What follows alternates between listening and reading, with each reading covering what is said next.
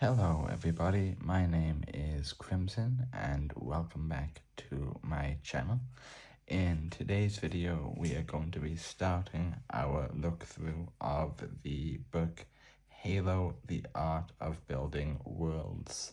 This is a extremely good Halo art book. There is a standard version of this book. However, this one here is called the Slipspace edition, which is a limited edition version of the same book.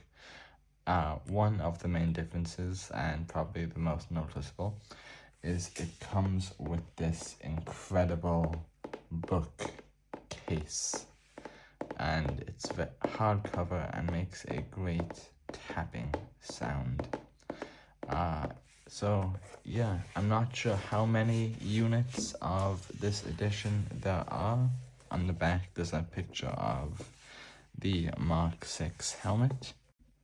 I'm not sure how many units this edition has, but I do know that it is rare compared to the standard version. So let's take the book out of its case and we shall put the case down here.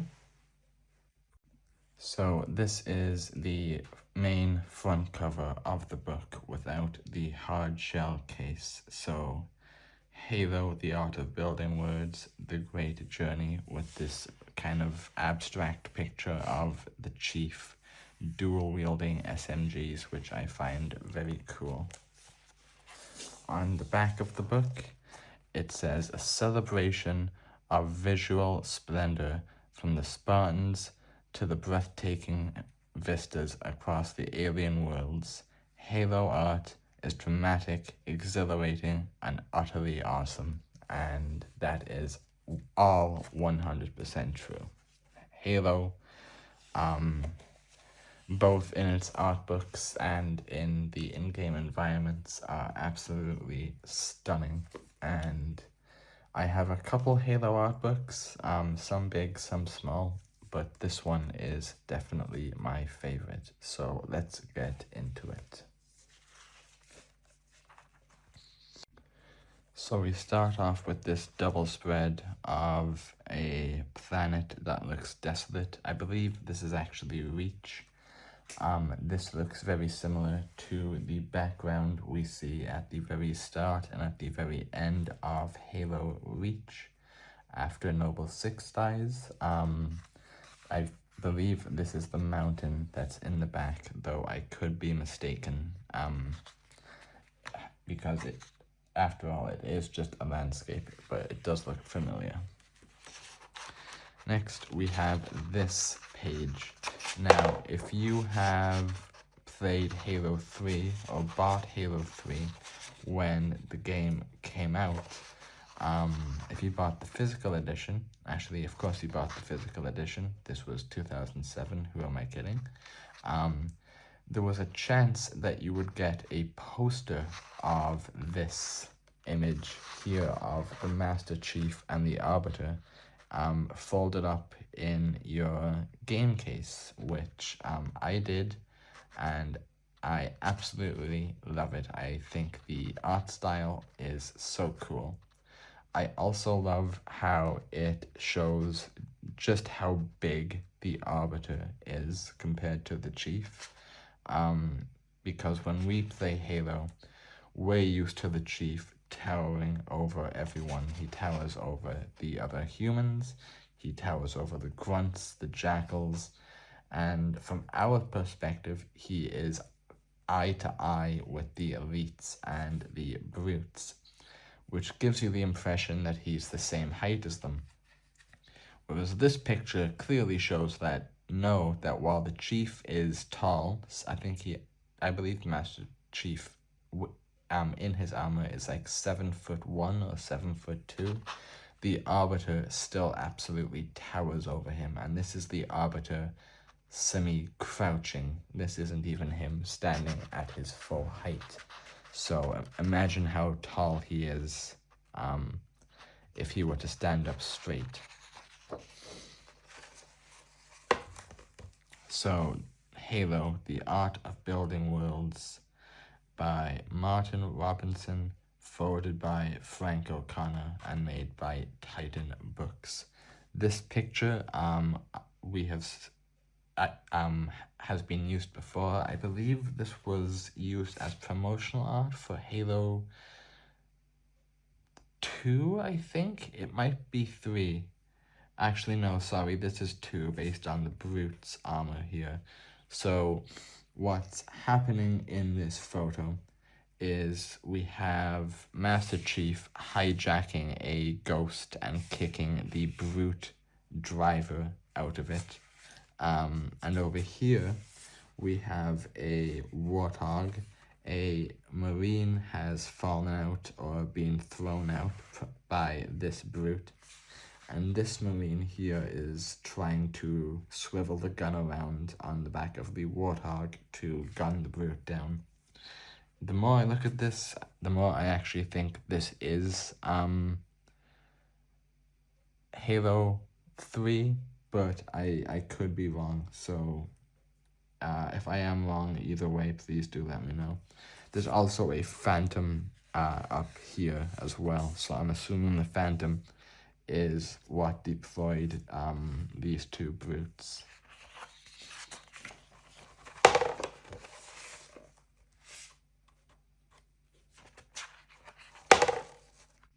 So this is a picture from Halo Wars, the strategy game by the late Ensemble Studios, rest in peace. So we have Sergeant John Forge here, and the Arbiter. Now, this is not the Arbiter that we are familiar with in the main trilogy. That is Thel Vadam. This Arbiter is Reaper Morami, a very different kind of Sangheili. He is cruel, he is extremely powerful, not afraid to kill his own, and even for elites, he is huge, and he serves the Prophet of Regret personally.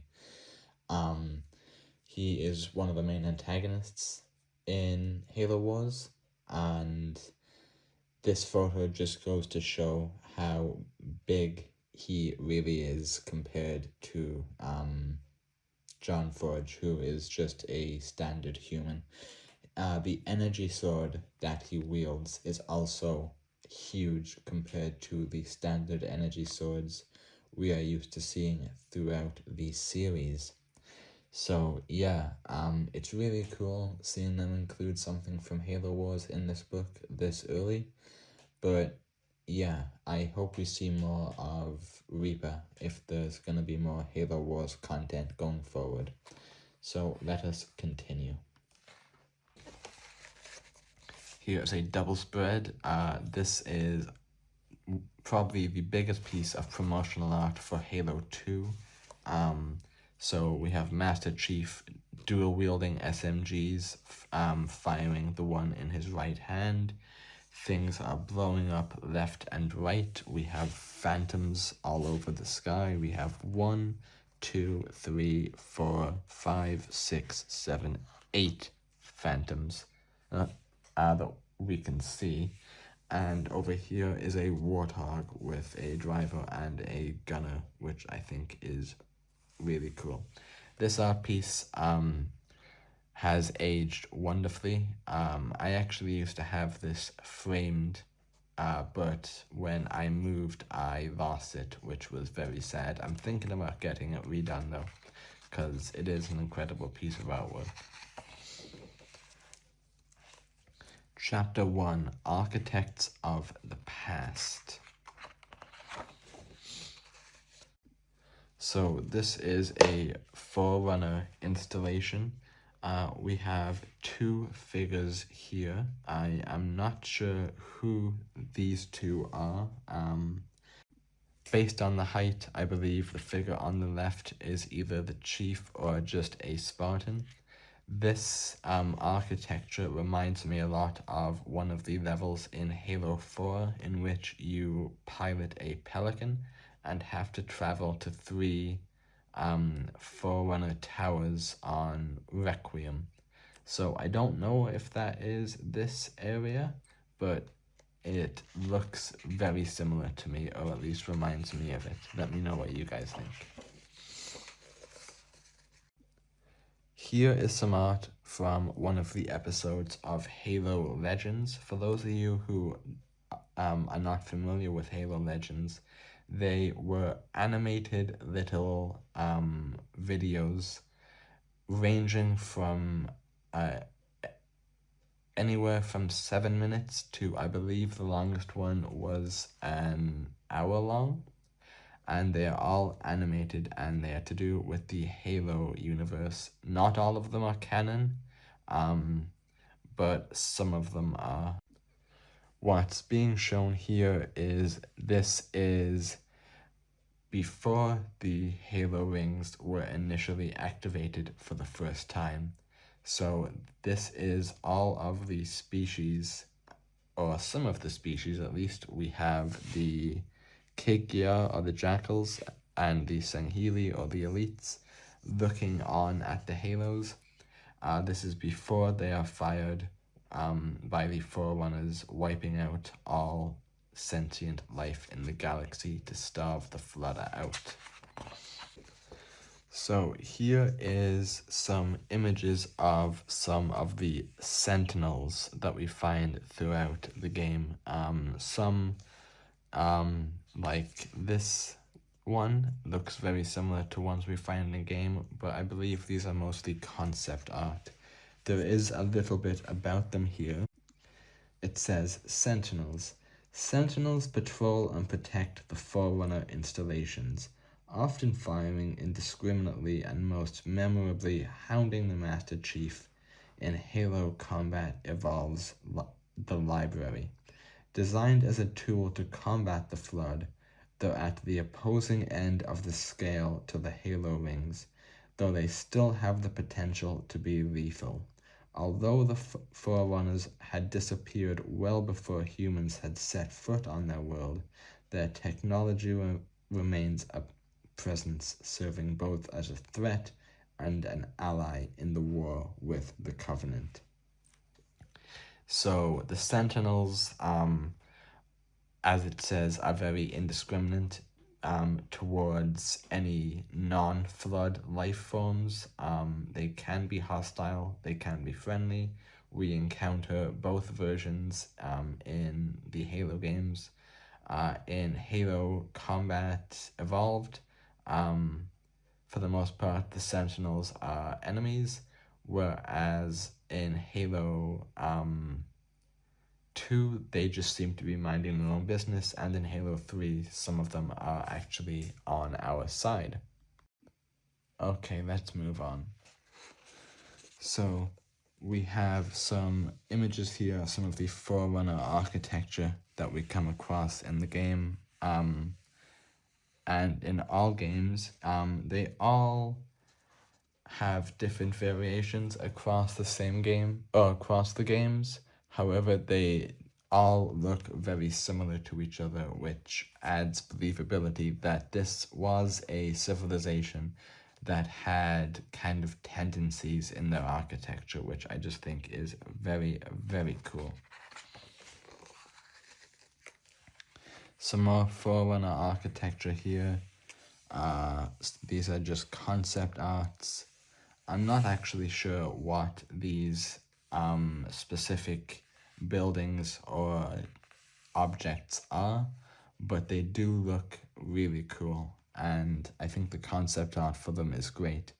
They look to be hand-drawn, whether digitally or with pen and pencil, which I always think makes concept art look so much cooler. Okay, next up we have this picture of Reach with some text. So let's have us a little read. So it says, Reliquaries, Halo Reach's steel-eyed focus on the war between the humans and the Covenant may have put the Forerunners in the background, but they still played a pivotal part in the story. Deep beneath the planet of Reach lies a mysterious Forerunner artifact, discovered and studied by Dr. Catherine Halsey. The fruits of her research would prove pivotal in the war, as well as pushing it towards its brush with catastrophe. Within the artifact, a set of coordinates are found that Halsey downloads to Cortana, the AI she built in her image.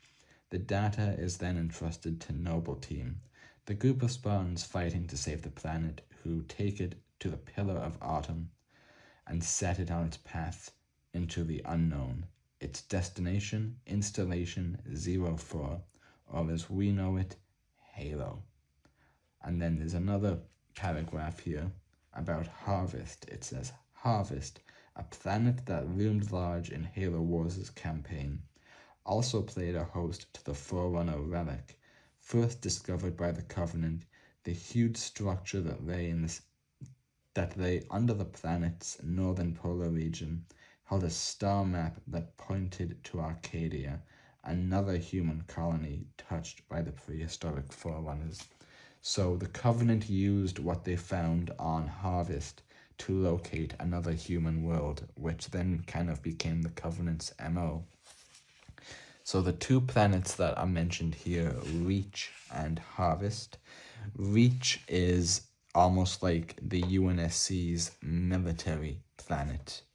Their main export is military. They have massive bases here. One of the most important and pivotal planets in humanity's colonized worlds, second only to Earth. Harvest, on the other hand, is just as important.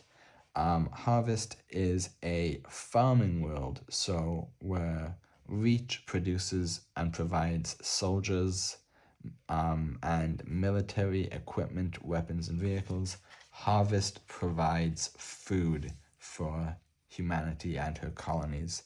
So losing both of these planets were massive hits to not only the UNSC, but to humanity as a whole. This is a great vista here. I believe that this is on the Ark, but I could be wrong. It does look really, really nice though. It is the Ark. So, there's a little paragraph here. So, let's get into it. The Ark, or Installation 00, is the one structure from which all the Halo rings can be activated, and it's here that the replacement rings are constructed. So essentially the Ark not only has the power to activate all of the Halo rings at once, but it also has the power to create new rings in the event that rings get damaged or destroyed. Sorry, let me continue. Halo 3 explored the strange contours of its landscape, and its design followed in the footsteps of those original rings in creating a bizarre and very alien world. We wanted to recapture that feeling when you first played Halo, of being able to see the structures you're in, like when you look up in the sky and see the ring. Artist Christopher Barrett says, the final design did everything we wanted it to visually, where you'd start from the wasteland near one end, one tip, and you'd see the rest of this immense structure rising up over the horizon, like huge petals as you make your way down towards the middle. And yeah, the Ark does have a strong visual similarity to a flower, if you have ever seen images of the Ark from Halo.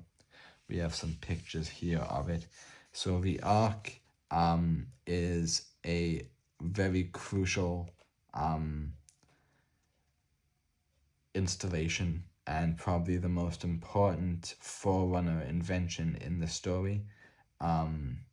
And in Halo 3, our mission is to stop the Prophet of Truth from going to the Ark and activating all of the Halo rings at once, because that would not just activate one ring and destroy life in the local star systems, it would destroy life everywhere, leaving the galaxy completely dead.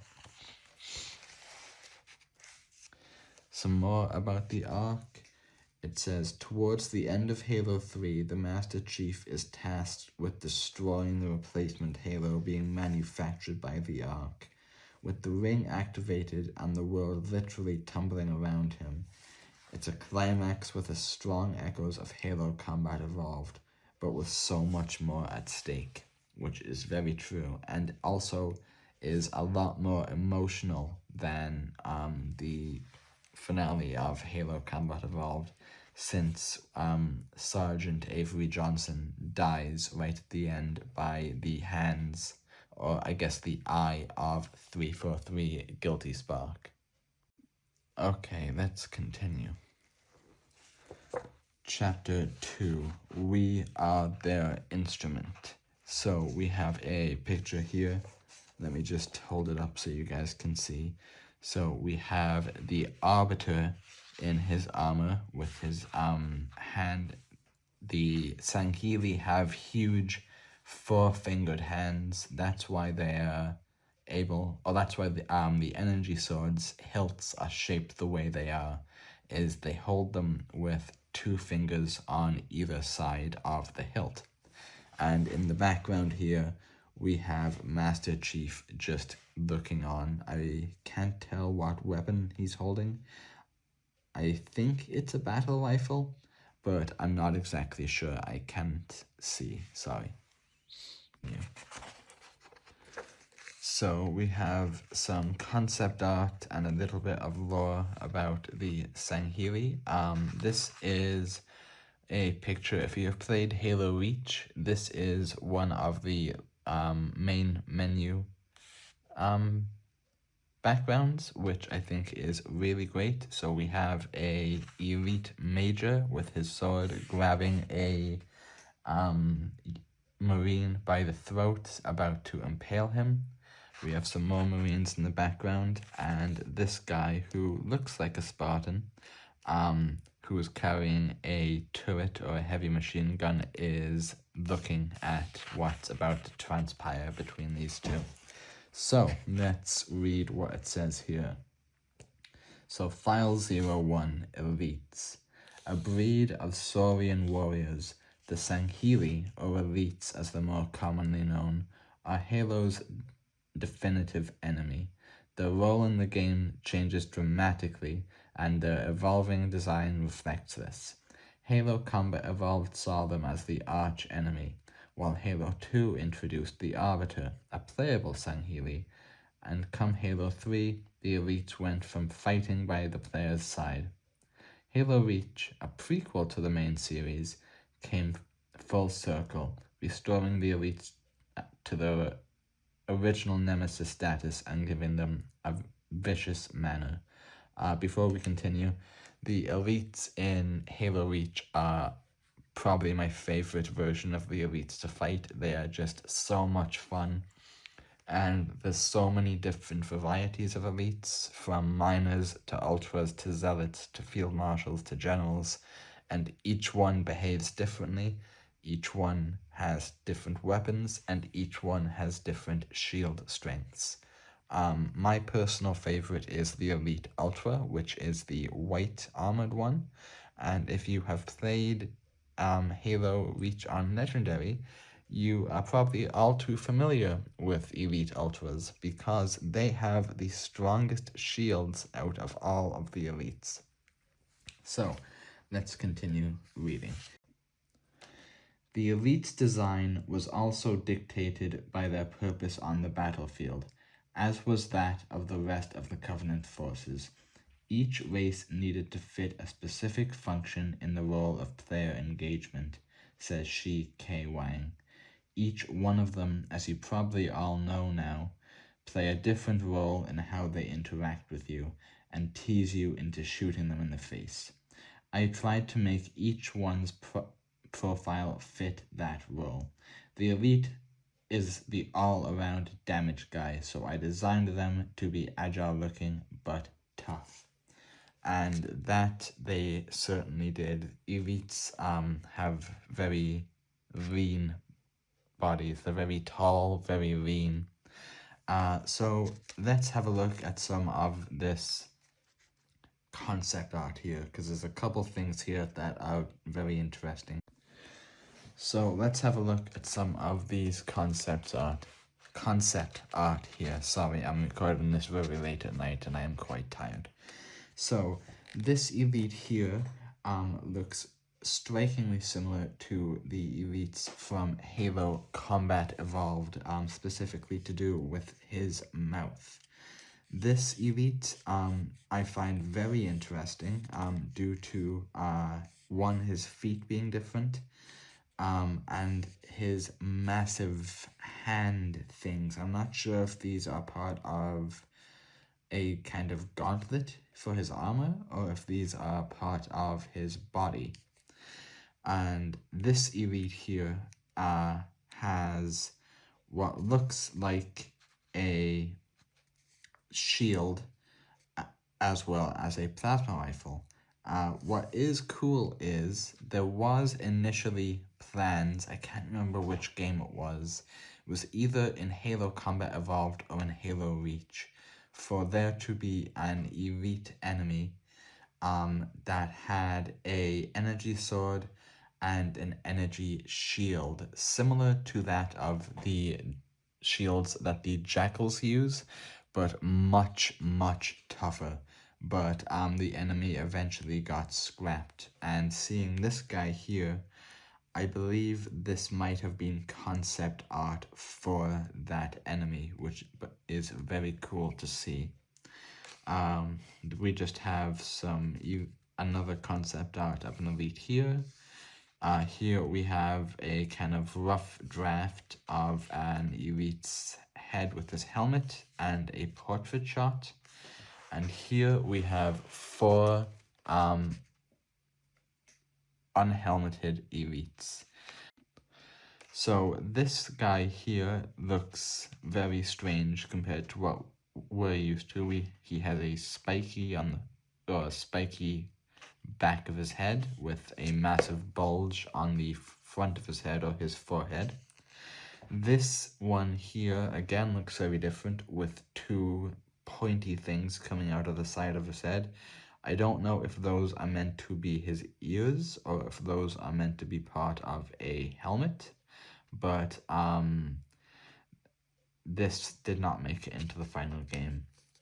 These 2 here look the most like the elites that make it into the Halo that we know. This guy has the mandibles, the holes on the side of his head for the ears, and this guy here has basically the same design as the one we just mentioned. However, he is in the midst of a battle cry, so his mandibles are spread and he looks utterly terrifying. I would not like to be a Marine in the UNSC having to go up against this thing. Anyway, let's move on. So here we have a picture of a couple of elites in the dark. So we have our main guy here with his energy sword. He looks to be wearing the Halo 3 combat armor, but I don't know if it's just the lighting or what it is, but it looks like his armor is white, whereas as far as ranks go, elites that wear the combat armor usually have blue armor. And there's another elite back here and one here. They're both too dark to make out. However, this guy over on the right does have an energy sword. There's also a little passage down here, and it says, Files 001.1, Elite Reimagining. For Halo Reach, the Covenant were once more humanity's deadliest foe, and were fronted by a more menacing breed of elites. having had them fight by your side in Halo 3, significant focus went into the restoring the elite's fear factor in Halo Reach, and they absolutely succeeded in that. I do wish in Halo 3 we got to fight alongside the elites more, as I believe, and again, it has been years since I've played Halo 3, you only ever fight by the elite's side, not including the handful of times where the Arbiter joins you with AI, but in terms of actually fighting with the elites, I believe it only happens in the mission The Covenant, when you reach the third tower, that you have to deactivate the shield to get to Truth. The elites come and you and the elites and the Arbiter fight your way into the third tower to try and find Johnson and turn it off. I wish we got more chances to fight alongside the elites like we do with the Marines, but that's just a little nitpick I have about Halo 3. Some more about the elites. So there's another passage here. It says, while the elites formed the military might of the Covenant for some time, they would eventually spark the Great Schism, the civil war that brought the Covenant to its knees.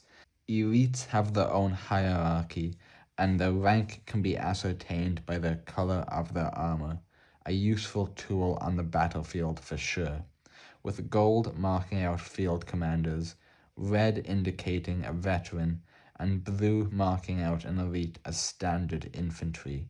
This selection of elites, culled largely from Halo Reach, goes to show some of the variety that makes up the game's rich mix. That is very true, and that's just 3 of the different types of elites. So we have some more concept art here.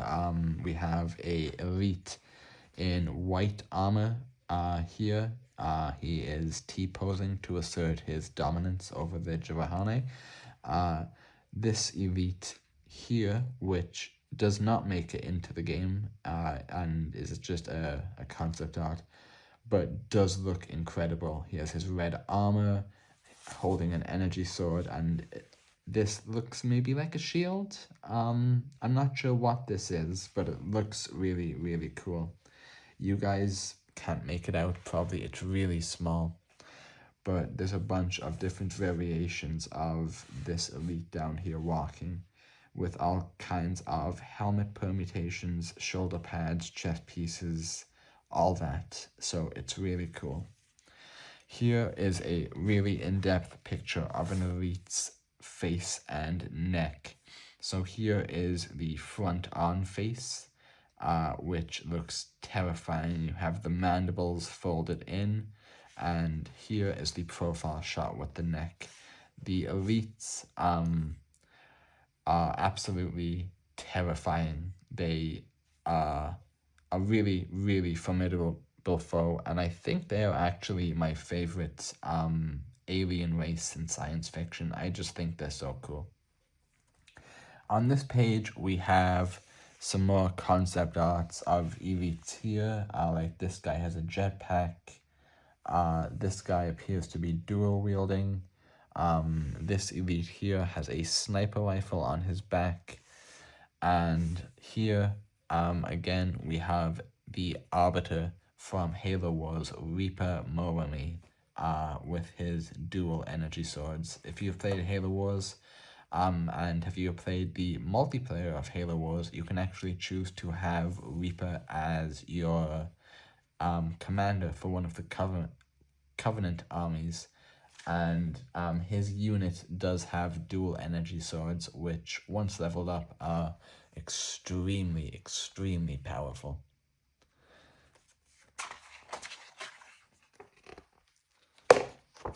Oops, sorry, went a little bit too far ahead there. Still a bit more of some elites to go. So we have a picture here of some Covenant. So we have a elite with a carbine here, an elite miner who isn't really holding anything. He's just kind of holding out his hand. We have the gold elite, so this is the field marshal or the general, whichever you would like to call him. So he's the commander of this group of Covenant. And of course, we have some sleeping grunts. These grunts, actually, they might not even be sleeping. They're probably just too terrified to move in case the elites decide to execute them for a laugh, which does happen. So, down here we have some more art of some elites. These are all elite miners with their blue armor. This elite here, actually, all three of these elites look like elites from Halo Reach, which I think is cool. Their helmets and their chest pieces look like the Halo Reach version. Their feet obviously don't. This Sahneli's feet kind of do. This one does not, and same with this guy who's naked. He's naked, but he still has a gun, so he has his priorities right. They don't have this like toe thing here, which I actually prefer. But yeah, it's a cool concept art, and this, again, one of the reasons why I love art books is you get to see all the different concept arts that the enemy designs went through before we got our final product. So there's a little passage here. It says, Halo Reach's menacing breed of elites were also backed up by stronger AI. Not only did they look more terrifying, they also acted more terrifyingly, flanking and outsmarting the player with incredible cunning. So yeah, the elite AI in Halo Reach is really good. And what's amazing is, based on the rank of the elite, the AI gets a lot better. So the AI in, say, an Elite Ultra is going to be much smarter and much more cunning compared to an Elite Miner. An Elite Miner will just stand still or charge right at you, whereas higher up elite, like an Ultra, will continuously dodge, will back up. When you break his shields, he'll run for cover. Very, very cool, and just really adds to the immersion of you're fighting a more experienced warrior, so they know what they're doing in battle. Here we have a picture of an elite. I can't tell what he's doing. The picture's a little bit too dark. He does have a plasma rifle. There's an elite here with what looks like a carbine, as well as two Kigya or jackals here. One of them has a carbine, I think, and the other one has a plasma pistol. Speaking of the Kigya, we are now on to the jackals. So the Kigya is their species name. The jackals is the name that the UNSC gave them. I should have said the same thing when we started the elite section. The elite species name is the Sanghili, but the UNSC call them the elites because they are the Covenant's elite fighters and soldiers. So, there are some very cool things about the Kigya, but we will get into that shortly. So there is a little passage here. Let us read it. So file 002, Jackals. If the elite's influence is largely Saurian, then it's quite clear that the Jackals, or Kigya to give them a formal designation, have a more avian bent. Their skittering, bird-like creatures have been constant presence in Halo, providing long-range firepower for the Covenant, as well as getting up close and personal with their enemies using their combination of plasma shields and plasma pistols. They were very task-specific, explained Shi K. Wang of the Jackal's design, so having their accessories fit that role is important. whether it's in the shields or the snipers, they got designed with the pieces that fit those roles specifically. Also, the name of the jackals was decided before the concept, which is actually pretty cool. So that fiction made it easy for me to get a psychology that fit their name. So, whereas the elites and the Sanghiri have a very reptile appearance, the Kigya have many appearances actually. So they are a mixture between a lizard and a bird. And there's different types of jackals. One of the things I really like about the jackals is in terms of their lore and world building. In all of the games, the jackals look slightly different. And the way they explain this is that on the for the jackal species. So one thing about the jackals that I find really interesting in terms of their lore is that in each Halo game, the jackals look different, sometimes very slightly, sometimes extremely. And the way they have explained this is that the jackals have lots of different types of sub-races. So it's not that the game developers are changing how they look. It's that there's different types of jackals. So every jackal design that you see while playing any Halo game is a type of, or like a race or a subspecies of the jackals. Some of them look more reptilian, some of them look more avian. So, for example, the jackals that we fight in Halo 2 and 3 are kind of like the 50-50 mix of avian and reptilian. The jackals that we encounter in Halo 4 are much more on the reptilian side, whereas the skirmishers, which we see here, which we encounter in Halo Reach for the first time, Halo Infinite, and I can't remember if they're in Halo 5, but that's probably just because I've blocked Halo 5 out of my memory. So, speaking of the skirmishers, there's another passage here about them. So, file .003 skirmishers. The elites weren't the only Covenant species to be cast in a new light by Halo Reach. The jackals were also made more vicious, more cunning, and more agile through the revelation of the skirmishers, a subspecies of the Kigya. Their more menacing appearance mirrors their more menacing presence within the Covenant's forces. So the skirmishers are kind of like the special forces of the Kigya, and the skirmishers view themselves as the elite of the Kigya and of the species. They kind of see themselves as like the master race. In the books, it really gets into how the Kigya are very racist towards one another. And the skirmishers believe that they are the best, which I think is just really cool.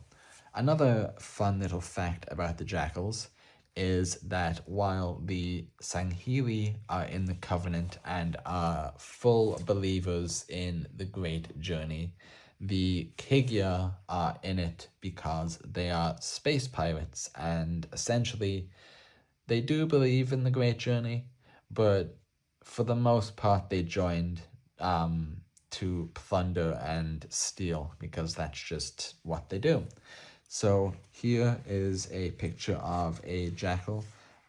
This guy looks like a Halo Combat Evolved jackal based on his face. And here we have a skirmisher. So we can see he is a lot more avian looking. This guy has a couple of frills on the back of his head, but mostly skin, whereas this guy has much more of a beak-style mouth and red feathers, and there's 4 different pictures of them here. These two having long, red, feathery hair, these two having a bit more toned down black hair, but still very feathery. And this one here, actually both of these two, but this one here mainly, you can definitely tell that he has a beak, whereas this jackal just kind of has more of a mouth. So that seems to be it about the Kegia, or at least for now, so let us move on. Here we have a brute, or a Jirohane. He doesn't exactly look like a chieftain. He is definitely one of the pack leaders, or pack alphas.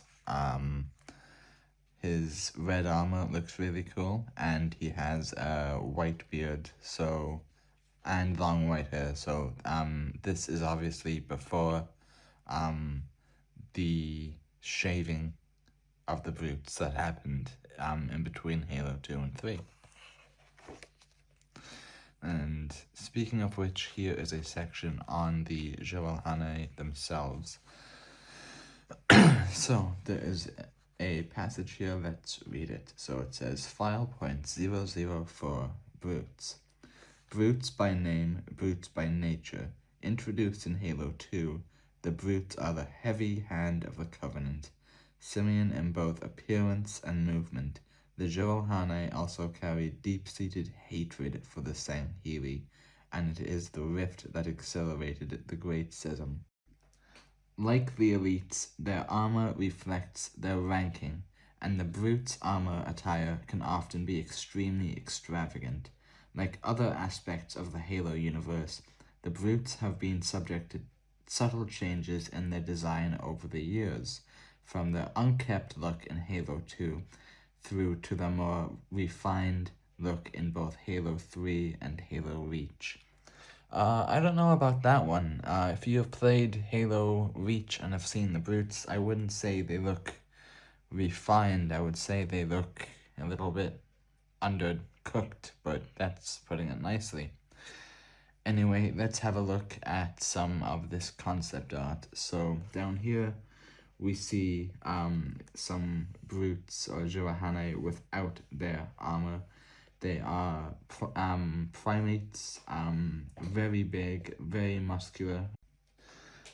They have 2-toed feet, and they have extremely tough and resilient skin due to how inhospitable their homeworld of Doisak is after they essentially nuked themselves back into the Stone Age. So let's look at some more of this concept art. So up here we see some different armor designs. The pictures aren't that big even to look at. I'm assuming that the black is representing armor, and as you go up, the armor just gets more extravagant, like the passage said, especially this guy at the top left. He is extremely decked out. So, going over to these guys, we have this brute in this very cool looking red armor with one big shoulder plate on his right shoulder.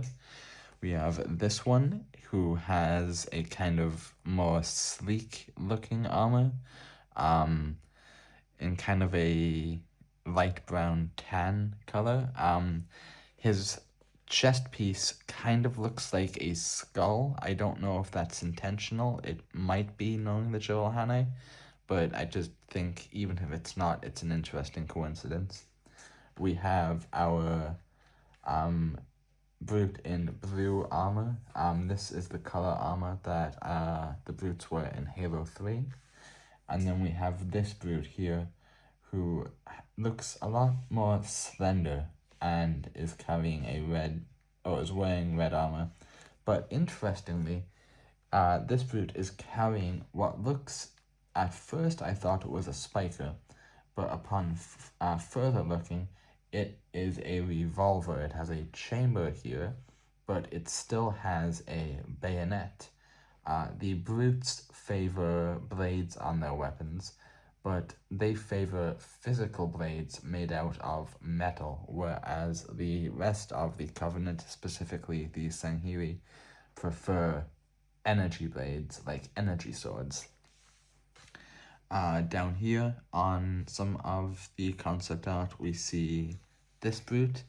He almost has what looks like the brute captain helmet from Halo 3, and is also holding this spike revolver, is just what I'm going to call it. You can see the cylinder a bit clearer here, as well as a spike grenade. This brute is extremely eccentric. We have a massive mohawk, feathers that are attached to a fur cloak. We have fur, I don't know what these are, fur shin guards, I guess, with horns on them, and he also has horns on his shoulder pads and his helmet. And then this brute here looks very similar to this guy, except with a slightly toned down helmet, but he is wielding the same weapons, the revolver with the bayonet and the spike grenade. Looking at this makes me wish that this is the kind of armor we got in Halo 3 for the brutes. If you have not played Halo 3, all of the brutes, except for chieftains and the occasional gold captain, all have blue armor, and the same blue armor, that once it falls off, it falls off. The elites in Halo 1, 2, and Reach, you can EMP their shields and their shields come back. If you do the same with the brute in Halo 3, their shields are gone, their armor is gone permanently. And it makes being able to tell what brute is what rank very difficult. You know, with the elites, you see blue, you know you're dealing with a minor. You see red, you know you're dealing with a major. With the brutes in Halo 3, them being all blue except for one unit makes it extremely difficult. But that's just my opinion. Okay, tangent over. Let's move on. The Ungoi, or Grunts, are the Covenant's comic relief. Low in rank, poor on the battlefield, and quick with the quips, they have been a constant source of mirth throughout the series. The Grunts, well, they were fodders, admits Shai Kai Wang, but I wanted to make them fodders that looked iconic, which is where the backpack came in.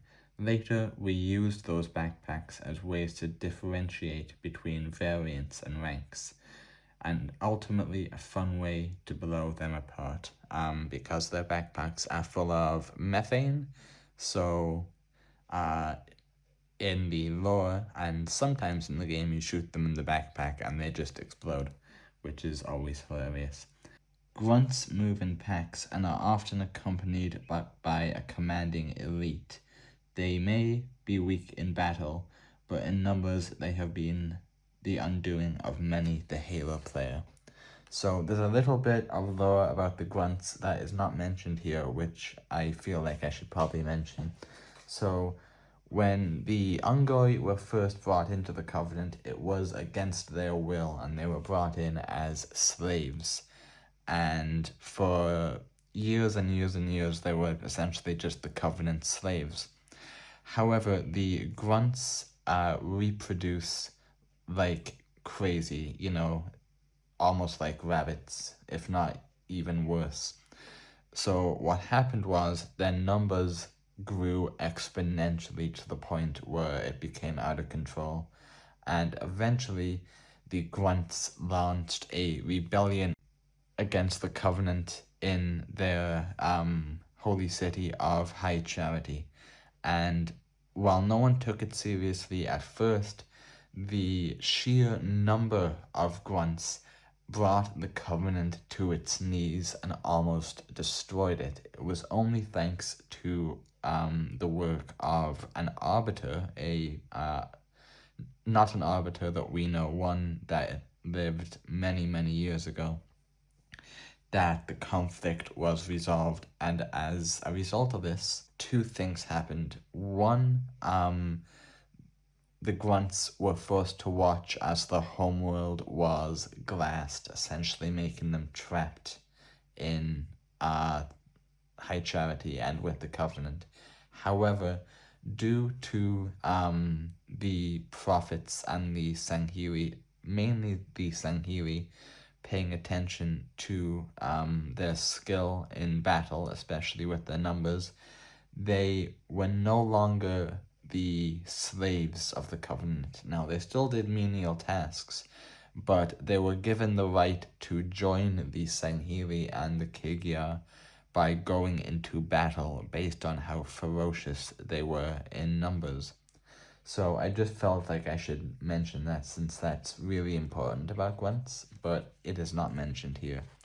Also, as far as concept art goes, I think some of this is pretty funny. So we have some silly little drawings here. Then they get a bit more evolved. You know, the grunts could have been some furry creatures. Then we get the grunts that we know here, or almost that we know here, with the triangle backpack that ended up becoming what they had, and this other backpack that looks more like a cylinder. I do, however, like I actually really like the cylinder backpack. That would be a cool variant to fight in-game. And then over here, we just have essentially a drawing of this Ungoi here. And yeah, this is what the final result looked like. The Ungoi are methane breathers. Their home planet had methane. So that's why they need the backpack and the gas mask. So this thing on their back is essentially full of methane, allowing them to breathe. All of the other members of the Covenant can breathe air and oxygen just fine to some degrees, some worse than others, some better than others, but the grunts need their rebreather with their methane in order to live. Species. So now we are on the hunters. Awesome. So let's start with the little paragraph. So file 0.006 hunters. The hunters, or the Golo, are the Covenant's strangest members.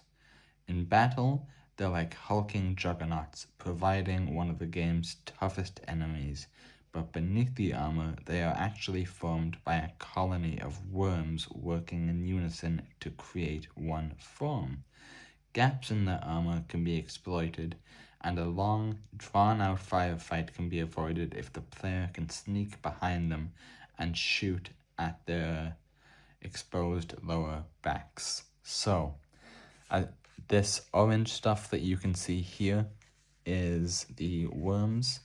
A couple of interesting things about the Golo that I want to mention is, like it said, they are not one being. They are hundreds, if not thousands, of worms that essentially fill up this armor.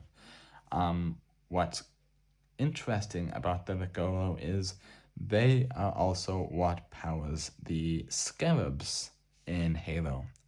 If you have ever played Halo, specifically Halo 3, when you're fighting a scarab, and you board it and you go to the back and you break the shield, you will see these same red worms. And the scarab's main gun is very similar to the hunter's main gun.